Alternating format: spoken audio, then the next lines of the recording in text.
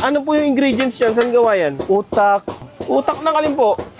Utak ng baboy. Ayun, pwede ko po makita. Ayun, ayun siya, utak. Para siyang peanut butter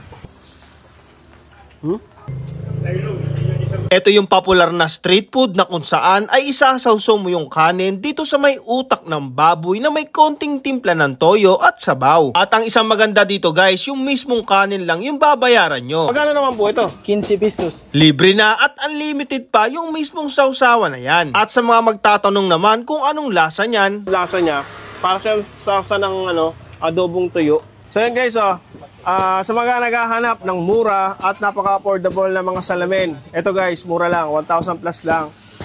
I hope guys, sa may emerald. Tapos mamimigay ako ng 1 hanggang 2 salamin sa mga lucky sharer natin. At basta nakapalaw dito. Hello sir! Yo. Sir, ano yung tinda mo sir? Tuslo buwa. Tuslob Buwa. buwa. Ano ibig sabihin nun sir? Sausaw muna bago kulo. Ano yung isasawsaw? Ano Puso. isasawsaw dyan? Puso? Ayun. Patingin nga po. Ayun. Ito isasawsaw yan dito na lahat. Oh. Magkano naman po ito? 15 pesos. 15 pesos isa. Tapos dito po magkano? Puso lang bayaran.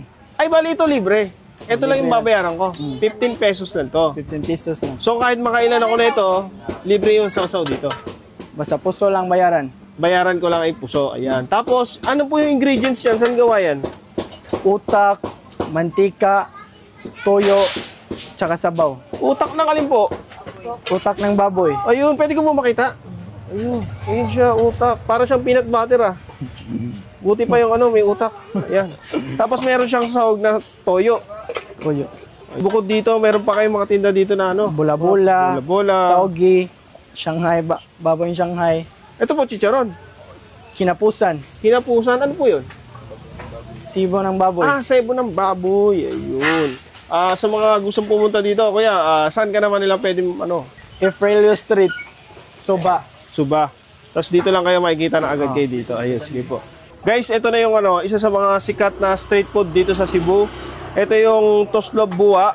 So, sa Tagalog, tuslob yung lulublob mo siya habang bumubula. Ayan. Tapos itong parang sauce dito sa baba ay gawa ito sa utak ng baboy na may toyo, tapos may mga broth.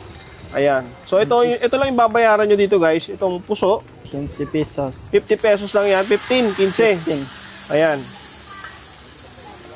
So tikman na natin. Ayan. So ayan siya guys. So unlimited sausaw yan.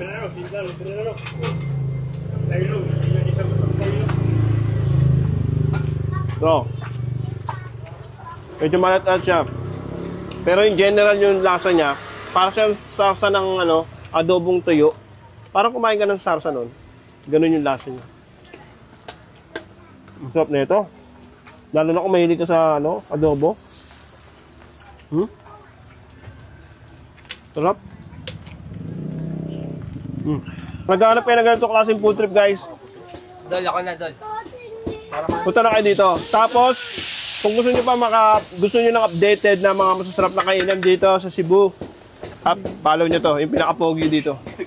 Pinakalami na vlogger sa... Pinakalami? Oh. Pinakalami vlogger dito sa Cebu guys. Idol ka food trip. Invite mo naman sila. Uy, mga idol, so pag naghanap kayo ng mga solid na food tripan sa mga Visayan region, follow my Facebook page, Instagram, TikTok, and YouTube para makita mo isang pogi na vlogger kagaya nito. That's all.